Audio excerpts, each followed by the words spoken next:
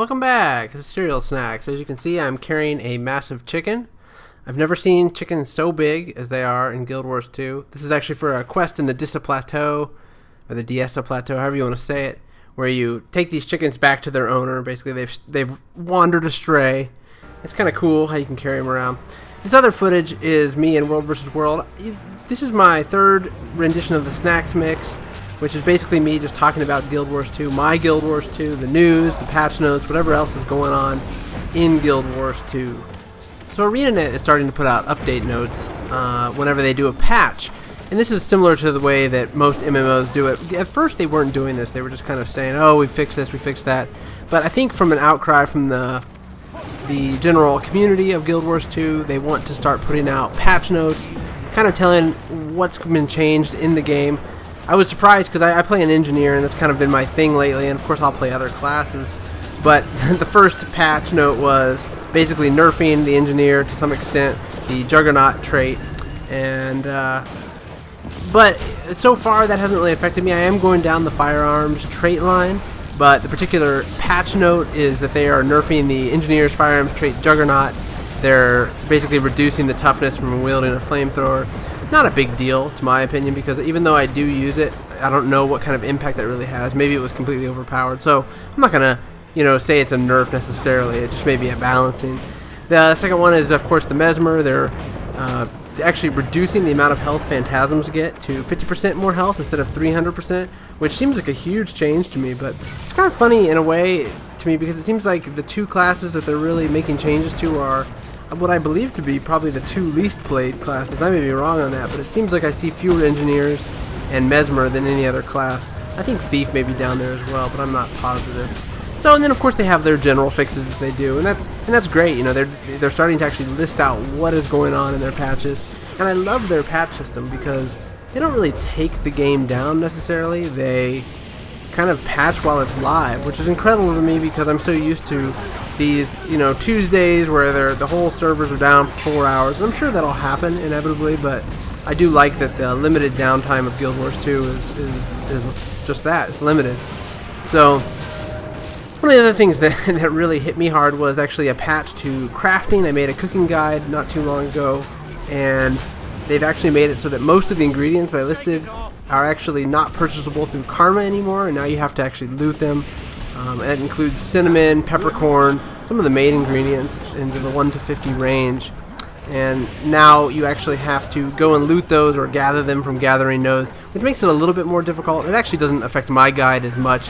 I did look at some other cooking YouTube guides out there, and some of them are like power level guides from 1 to 400, and those are vastly affected because almost every single recipe they were making to get to 400 was power leveling by buying bulk cherries, bulk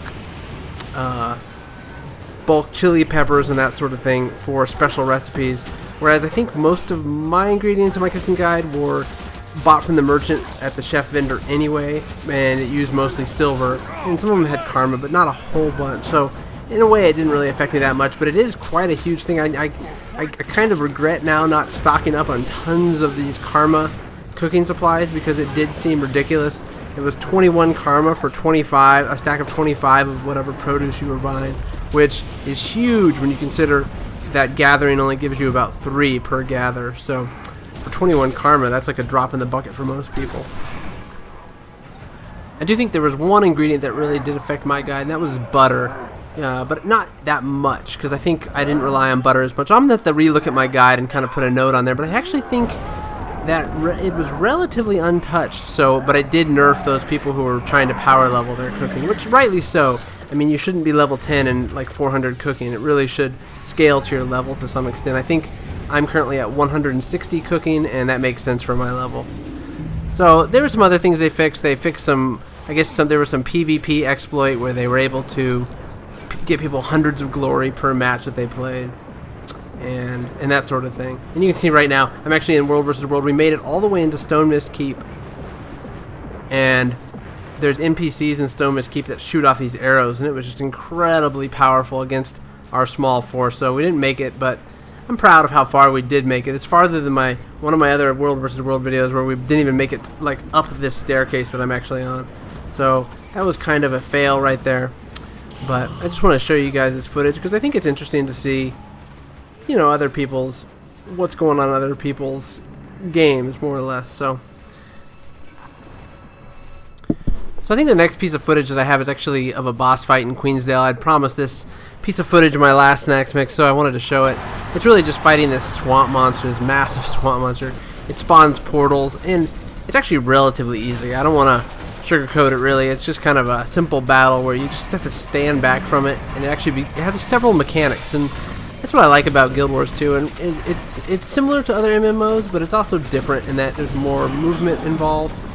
And it has these mechanics that are easy to figure out, but you know, for some reason you can see the circles that go down where he's going to hit. You just got to get out of them. Of course, I'm standing in one, right? Oh, there we go. And this particular creature becomes invulnerable after a time. I just like that this is Queensdale. This is like one of the starting zones, and the creatures are just epic like this. So I'll just leave this footage playing while I talk about some of the more news I think that's going on in Guild Wars 2. I know that one of the changes that's coming up is they're going to allow the ability to report in-game mail. If you're playing Guild Wars 2, you're like me, you probably have had numerous emails in-game asking you to buy gold and all that sort of thing. And now they're going to give the ability to actually report that. So that'll be nice. Although I'm not sure what kind of, you know, if it'll ever really end that spam email. But it's a nice feeling to kind of push report. It's kind of like pushing the button at a stoplight. You know, I don't know if it necessarily does anything to get the crosswalk signal, but it sure feels nice to push the button. So, you know, that makes me feel good. They're also fixing some of the achievement issues. I know there's some achievement issues out there. I haven't seen any on my characters, but I know people had some weird issues where they were like stuck at 100% for their August achievements and never started their September achievements. So they're apparently going to be fixing some of that stuff as well. So one of the other huge news things that's coming out in Guild Wars 2 is that they finally have activated their forums. It's kind of surprising to me actually, because most games have had their forums up months and months and months of ahead of game actually coming out. And you know, they've claimed that their forums are, the staff that's working on the forums is the same staff that's working on the game. I don't know how true that is, but if it's the case, I can see why they waited. But now some of the main forums that are up, of course, the news and announcements forum, they've got a dev tracker, kind of typical type forums. They got an account issues, tech support, game bugs, foreign and website bugs. The neatest forum that I've found so far is a forum called Players Helping Players, and they've kind of described it as the opposite of PvP, you know, where people actually hang out and try to help other people. I like that. That's a neat kind of forum. I guess it's more or less just a renaming of the general discussion forum, but I like that they call it the Players Helping Players. It's kind of a cool spin on it. The other thing I like is, of course, Linksville. I like that because I like to throw up my YouTube links on there.